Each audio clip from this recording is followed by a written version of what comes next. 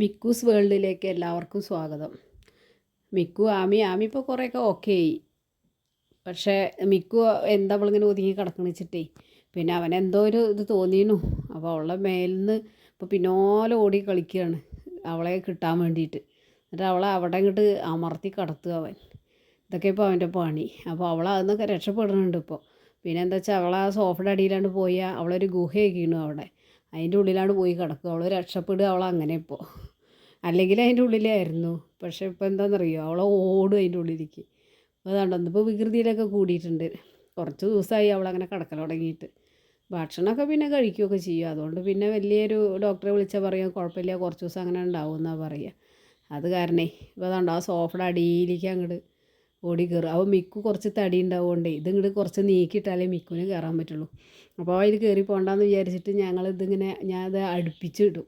പക്ഷെ ചില സമയത്ത് ആമി പുറത്ത് വരുമ്പോൾ മിക്കു തലയിട്ടിട്ട് ഗ്യാപ്പാക്കുകയും ചെയ്യും.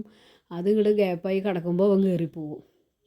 നാളെ അങ്ങനെയാണ് ഇവനെ കാണാല്ലേ. അതിൻ്റെ ഉള്ളിലേക്കാണ് പോയിരുന്നു അവൻ. ഇപ്പോൾ ആ സോഫ അവിടെ നിന്ന് എടുത്ത് മാറ്റണം, അല്ലെങ്കിൽ നേരെയൊക്കെ എന്തെങ്കിലും വേണം. ഇപ്പോൾ ഇതാ പുറത്ത് നല്ല മഴ നടക്കുകയാണ്.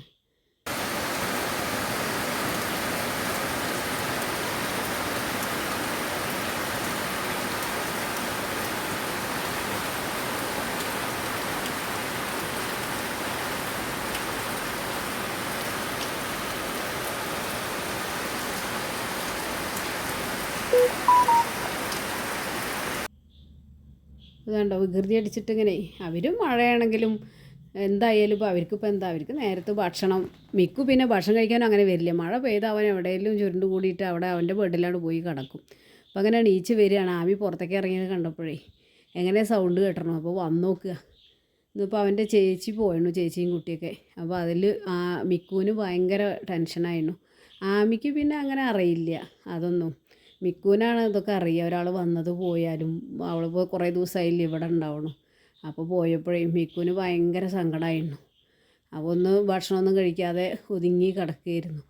പിന്നെ ആമി ഇടയ്ക്ക് നീച്ച് വരുമ്പോഴാണ് അവനൊന്ന് കളിക്കാനൊക്കെ കൂടുള്ളൂ അവളുടെ കൂടെ.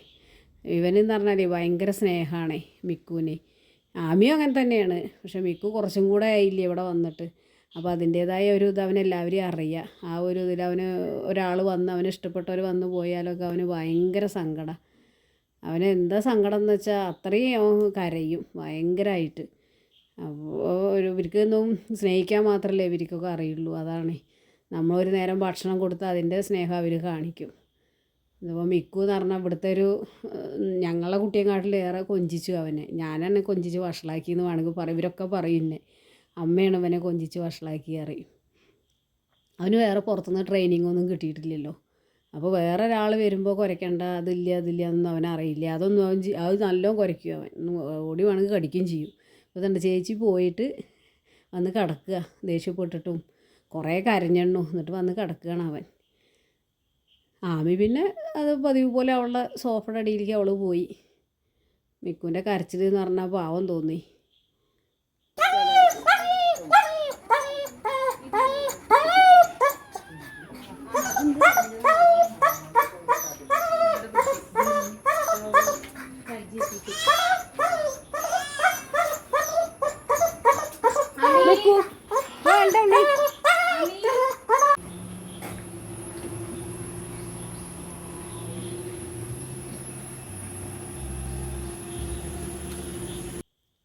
ആമീനെ വിടുന്ന പോലെ മിക്കുവിനോട് പുറത്തേക്ക് വിടാൻ പറ്റില്ല.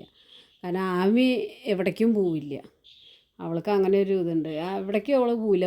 ഗേറ്റ് കടന്നിട്ട് അവൾ പോവില്ല. മിക്കു ചിലപ്പോൾ തഞ്ചം കിട്ടിയാൽ ചിലപ്പോൾ ഓടിയാലേ അവൻ വേറൊരു സ്വഭാവമാണ്. അവൻ കുറച്ച് വികൃതിയുള്ള സൈസാണ്. അപ്പോഴേ വേറെ വല്ല ഡോഗ്സിനെ കണ്ടാലേ ആമി അങ്ങനെ പോവില്ല. ആമി സൈലൻറ്റാണ്. അവളെല്ലാവർക്കും നമ്മൾ വിളിച്ചങ്ങോട്ട് കയറി വരും.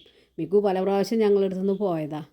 ആരെങ്കിലും കടിക്കുക അല്ലെങ്കിൽ മേൽ കയറുകയൊക്കെ ചെയ്താലേ അത് ഭയങ്കര പ്രശ്നമാവും. പിന്നെ അത് കാരണമാണ്. അല്ലേ തന്നെ ആളുകൾക്ക് എല്ലാവർക്കും ഒന്നും ഇപ്പോൾ ഇവരെ ഇഷ്ടം ഉണ്ടാവില്ലല്ലോ. ആമീനെ പിന്നെ ധൈര്യമായിട്ട് ആര് വന്നാലും പുറത്തേക്ക് ഇറക്കാം. അവളെ അങ്ങനെ കൂട്ടിലിടുക അല്ലെങ്കിൽ അവിടെ കൊണ്ടുപോയിടുകയൊന്നും ആവശ്യമില്ല. റൂമിലിട്ട് പൂട്ടേണ്ട ആവശ്യമില്ല. മിക്കു അങ്ങനെ ഇല്ല. അതുകൊണ്ടാണ് അവനെ അവിടെ നിർത്തുന്നത്. ആമി കണ്ടില്ല സോഫയുടെ അടിയിൽ അവളെ കാല് കാണാണ്ട് ആ അറ്റത്തേക്ക് എത്തിയിരുന്നു. അവളെ എങ്ങനെ ഈ കുട്ടി കയറി പോകണാവോ. മിക്കും പോവുക അങ്ങോട്ട്. എന്നാലും അവർക്കിപ്പോൾ ഒരു ഒളിത്താവളം പോലെ ഈ വേനൽക്കാലത്തൊക്കെ ഇതിനുള്ളിൽ കയറി കിടക്കും ഇവർ. നല്ല തണുപ്പാണ് തോന്നുന്നുണ്ട് അതിനുള്ളിൽ, അതിലാണ് കയറി കിടക്കും. മിക്കു ആമി പുറത്തേക്ക് വരാൻ വേണ്ടിയിട്ട് തല്ലുകയാണ്. അപ്പോൾ ഇത്രയൊക്കെ തന്നെയുള്ളൂ ഇന്നത്തെ വീഡിയോ.